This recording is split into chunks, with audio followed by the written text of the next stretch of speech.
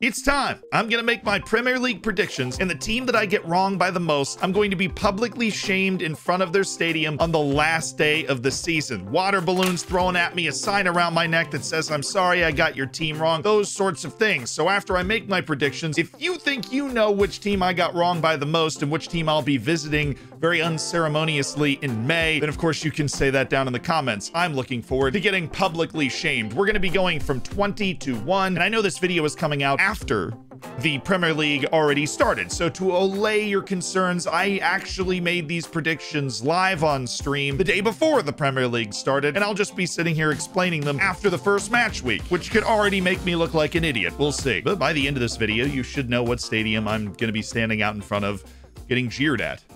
What have I done? Starting at number 20, it is Bournemouth. Bournemouth was the team that I picked to finish last, which basically already looks terrible based off of this score, right? They beat Aston Villa 2-0 in the first weekend, but Bournemouth felt like this year's Norwich to me, and they obviously could still be that. They didn't make giant improvements, I don't feel like, to the team, right? Marcus Tavernier is good, Ryan Fredericks is good, but these additions I thought paled in comparison to Fulham, to Nottingham Forest after the course of the season. I'm super happy for Bournemouth they got up, but I just didn't like their chances and picked them to finish last. That was not nearly as controversial as my pick to finish 19th, because I went for a second season slump or Brentford. And I know, I'm a spitting image of Brad Pitt and Moneyball, but that's not the point. I know they play Moneyball and I absolutely love it. I'm just getting a second season slump out of them. They were so good last year compared to what people thought they were going to be that it's just going to be hard to maintain that kind of velocity in the second season. I picked them to be bad last year. They finished 13th and made me look like a fool. And very well, I could be standing out front of Brentford Stadium at the end of the season. I see a world where that's possible.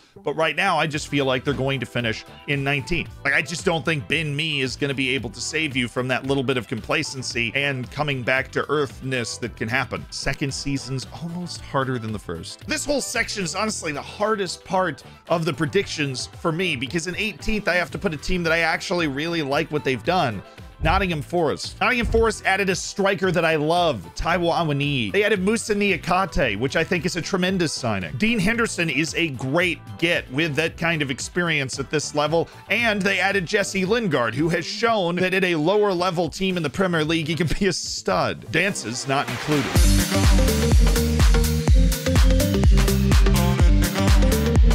Like, Nottingham Forest went out and bought almost a new team, and I kind of love that move, because when you get promoted from the playoffs, the odds are typically, unless you're Brentford, not good being able to stay up in the league for a long amount of time. So I was very tempted for a long time on stream to actually keep them out of the relegation zone. Like I said, this is almost the hardest part of the table for me to predict, and I'm going to end up slotting them at 18th and just getting relegated. And the team just ahead of them is the other team that got promoted, Fulham, who I also love the business that they've done. To be completely honest, João Paulinho is one of my favorite players not in a top 5 league, and Fulham brought him in for £20 million. That's a great signing. He is a versatile guy that can help set the defense. Manor Solomon on loan from Shakhtar Donetsk. He can make a huge difference. Kevin Mbabu's got major international experience, not only with Switzerland, but with Wolfsburg, and he is just going to right into the team. And they showed some of that great stuff against Liverpool. I was tempted to put Fulham as high as 15th, but I'm settling on 17th because I think over the course of a long season, that lack of quality and depth is going to show.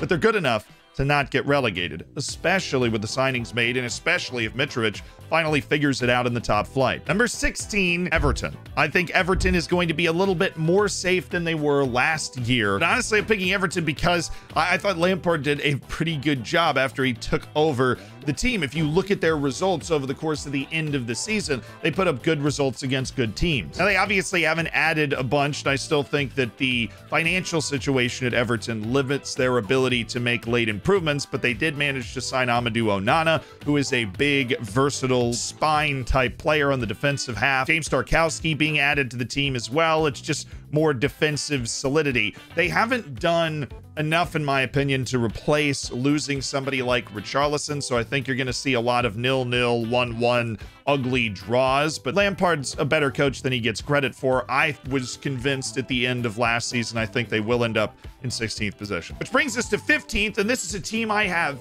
no logical reason to put here. Southampton. I said they were going to finish 19th last year. They made me look like a complete idiot. I believe in James Ward-Prowse's supremacy. He's on my freaking FPL team. Southampton's going to finish 15th. I don't know how. That's just what they're going to do. And finishing 14th in the Premier League will be Manscaped. A longtime sponsor of this channel, Manscaped wants you to have a smooth summer, and I'm going to help you get some money off if you haven't taken us up on one of those offers already. It's time to keep your pelotas cool while you're looking hot. And you can dive headfirst into that smooth summer with 20% off and free shipping thanks to code Zealand down at the top of the description. You can use that to get your hands on the Performance Package 4.0. You get the Lawnmower 4.0 trimmer. You get the Weed Whacker for the nose hair, the ear hair, and all that other. Yeah, look, I'm a hairy dude. I get it. You even get lotion and deodorant in the pack for you. The lawnmower in particular is waterproof. It comes with an LED light and skin-safe technology. The bag even comes with a special Manscaped pair of boxer briefs to keep the boys happy. So get 20% off and free shipping with code Zealand down in the description, and use Manscaped like millions of other men across the globe. Pelotas are important. Have a smooth boy summer. But the actual 14th team in the Premier League is Leeds. Not only do I think Jesse Marsch is a very good coach, I think the team's trending in the right direction. I think they reinvested the money from the Rafinha sale appropriately. But my actual reason that Leeds is going to finish 14th is as follows. The United States of America.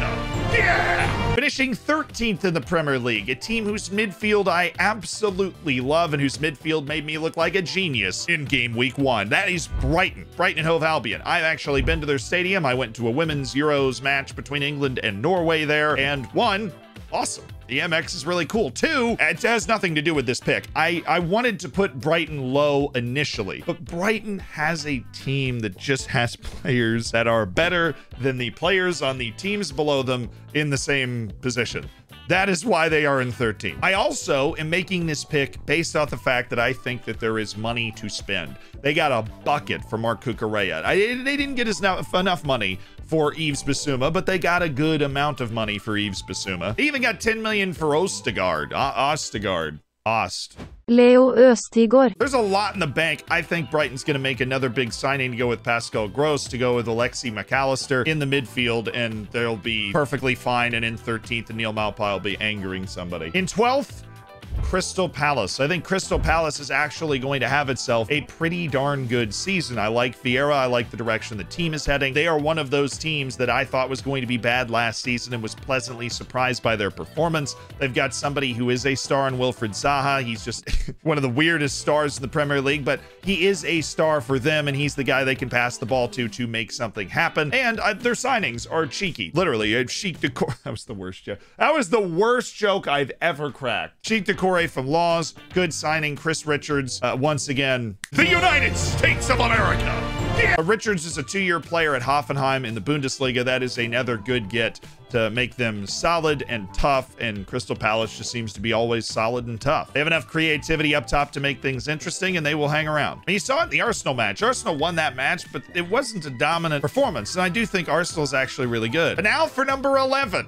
And that is Newcastle. And look, I love Newcastle. Bruno Guimaraes is one of my favorite players on Football Manager and in real life, but it's a little over-enthusiastic, I think, to put them in the top half of the league. Sven Botman is a good get. Everybody agrees that he is an excellent left-footed center back that's going to be there probably for the next decade, playing at a very high level, and he can grow with the team into the top half of the league. Let's not forget their attack is the tap-dancing Alan St-Maxim feeding the ball to Chris Wood, which is an aggressively lower mid-table to mid-table front side of things. Now, I don't think they're bad by any stretch of the imagination. It's not going to be a nervous season. They might explode up early, and they're definitely going to make more signings, especially in January. And so I think they're going to be safe, but it takes a while, especially in the era of financial fair play, to build out the entire core of a team that can elevate you to contending in the top 7 or 8. But all this is wrong because I feel like I'm already way off here, because number 10, I picked Aston Villa based off the fact that I picked Bournemouth to finish 20th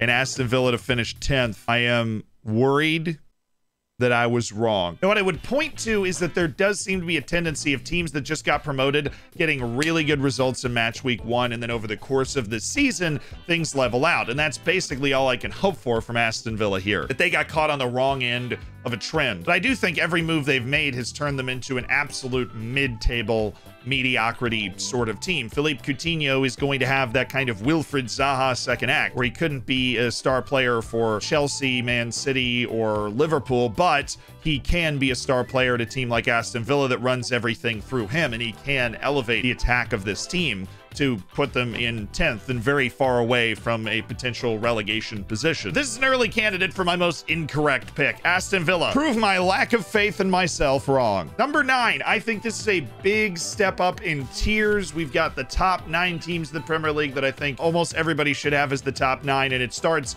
with Wolves. I think Wolves is the 9th best team. They have a great core of players. Ruben Neves is one of my favorite players to watch. He's fantastic. I know they don't have Raul Jimenez early in the season, but they do have such a talented group of attackers, any one of which could blow up. From Wang Yi-chan, even though I know he was bad last year, he is somebody that I believe has a lot of potential. People smarter than me say he has a lot of potential. Pedro Neto doesn't have a lot of potential. He's already really good. There are rumors that Neto is moving, but Gonçalo Guedes is going to be signed by Wolves, it would seem. So even if that happens, there's a swap there. The Wolves foundation is just great, honestly. And as much as we would like to forget, they had a meltdown at the end of last season, or else they'd probably be in Europe right now. And then to number 8, I'm putting Leicester there. Look, a lot of people are going to have a particular issue with this pick because I know they haven't spent a lot of money, and everybody thinks Brendan Rodgers is going to get sacked first in this and that and that and this. It's Leicester. This is a team that regularly competes for European spots, that has not lost a lot of the key pieces that help them compete for European spots. They've got probably two of the best 10, if not 15 strikers in the Prem. I love Kelechi Iheanacho, and Jamie Vardy is ageless. I mean, seriously, he's ageless. He scored 15 in 25 matches last season. He still puts out. I've not been good at picking those kind of bounce backs in the past, but I think Leicester shows its quality again, has another heartbreak, and finishes 8th. They're going to finish behind West Ham. West Ham's going to finish 7th. Again, I think West Ham is the best team outside of the Big Six. And unfortunately, I don't think they're actually going to be able to climb over one of those teams in the Big Six this time around. The Scamacca signing is fun, though, and if he absolutely explodes, I could see them finishing ahead of at least one team in the Big Six. And that one team is Manchester United. I know they'd never finished outside the top 4 before, and now I'm picking them to do it again, but I have to be honest, I said this on Thursday before the first weekend, and it's not like I look like an idiot now, because even though Ten Hag is there, they lost to Brighton. Now, Manchester United does have a lot of talent compared to like a mid-table team. I don't think they will slip too far, and I think over the course of the season, that depth and talent does get you to a certain point, and that certain point being 6th. And on my opinion, a completely different tier than the teams that are in the top 5 in the league, who should all be significantly better than Manchester United this season. I do not see a world in which I am standing outside of Manchester United Stadium confessing the fact that I was wrong for picking them so low. That doesn't seem possible. I will probably end up somewhere else. A lot of people point to Lisandro Martinez as a terrible signing. No, I don't think that he is a terrible signing, but I also don't think he was worth 57 million pounds. It's certainly a risk, and Christian Eriksen is he going to step into the Juan Mata role? That's like what he's going to do on this team. I don't know. But suffice it to say, I think that they've actually lost a lot more talent than they've been able to add. Not to mention, they can't seem to convince Frankie de Jong to actually join the freaking team, even though Barcelona is actually scamming him out of tens of millions of dollars. So that's a good sign. At least Manchester United signed the subscription button, which is, you know, a world-class player. Number 5, and we got some heat for this live, Chelsea. I think Chelsea is in for a bit of a downward trending season. The Raheem Sterling signing,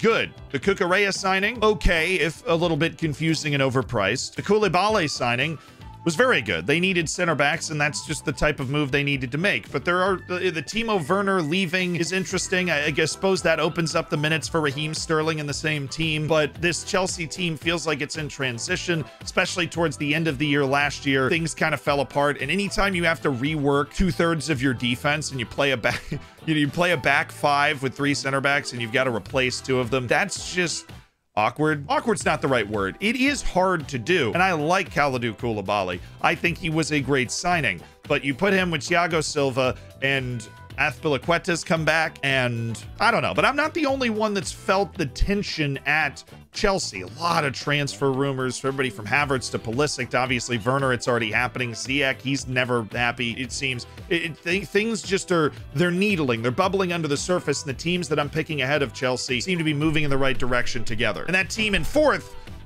is Arsenal. Now, I went on record a year ago and said that Arsenal was going to win the Premier League within 5 years. I liked the core, I liked Martinelli, I liked Smith Rowe, I liked Saka, and I believe that they were the type of situation that you can end up in as a big club where your team gets bad, so you play a bunch of young guys for a couple years, and then all of a sudden that core gets a ton of experience and can help carry you to the top. Now, when I made that prediction, I didn't realize Erling Haaland was going to go to Manchester City, which, great. I didn't put anything on it but pride, but it is out there in public knowledge. I still like all that core that Arsenal has. Everybody seems to know that the Gabriel Jesus signing is great. He goes from a rotational player, one of the best teams in the world, to somebody that can come in and star and drive Arsenal forward. And honestly, he looked better in that first game than I'd seen him look for Manchester City in a long time. He looks more confident. He looks like somebody who's got the full faith of a fan base and the full trust of everybody behind him in Arsenal colors. And I think it's an Arsenal team that does break through and get into the top four. And Chelsea's the victim of that. But they are all behind Tottenham, who I think is going to finish third in the Premier League. Now, Tottenham seems to have realized something. They're a big club, and they had this offseason where for the first time ever, they didn't act like a second-rate club in the Premier League, and it shows. Perisic, great signing on a free. That's some Manchester City type business right there. Yves Bissouma for 35 million pounds. I would have thought he was going to cost 60 at least. Guy is a fantastic end-to-end midfielder. I have always loved him and will continue to love him. They took the pressure off Son and Kane by getting someone who is a proven producer in the Premier League in Richarlison. Not to mention, he will draw the ire and attention of the opposing team every single freaking time. They signed one of the championship's best prospects in Jed Spence. They even loaned in Lenglet, whose name I've never been able to say, from Barcelona, Clément Lenglet, who adds strength and depth. Antonio Conte, whatever you think about his miraculously returning hairline and his flamboyant style, is a proven world-class manager. There are good managers. I'd put somebody like Brendan Rodgers in that category, and then there are great managers. Antonio Conte is a great manager. He knows how to win. He has won in the Premier League before, and he seemed to be very aware that Tottenham wasn't good enough to do it last season. So they gave him the resources to get the job done, and he has put together a banger of a team. Now, I think Tottenham is still a step below Liverpool and still a step below Manchester City. I mean, it's very hard to catch up to those two teams, and I won't go out on that limb to say Tottenham is going to be there. But I do think they're going to finish third. I think they're going to have a tremendous season. They're going to get some great results, and they could do some real damage. But as you probably surmise, we're down to the top two, Liverpool and Manchester City. And this is where it comes down to one man only. Well, actually two. The first one is Sadio Mane. He's not here, and Liverpool's going to finish second. The reason they're going to be in second, I think convincingly, is because Erling Haaland is the best striker in the world right now, and I think that Karim Benzema and Robert Lewandowski are right there. But I think Erling Haaland, when he has functioning hamstrings, there is no advanced forward type striker that you would rather have on a team. Cue the Karim Benzema stands in the chat. I totally get it. I'm not disrespecting him. I think he's a brilliant player. But I think Erling Haaland's the one that you want over all of them, and we saw how much damage he could do in the opening game of the season. So Liverpool is going to finish second, and I think Manchester City is going to finish first, and I think they're probably going to pull it off going away. Liverpool did not look great against Fulham, but we know that match day one can be misleading. There's only 37 to go, though. And remember, the team I get wrong by the most in the wrong directions, the team that finishes way higher than I thought they were going to finish, I'm going to have to stand in front of that stadium and be publicly shamed. I'm putting my pride where my mouth is, and if I get everything right, I don't have to be shamed at all.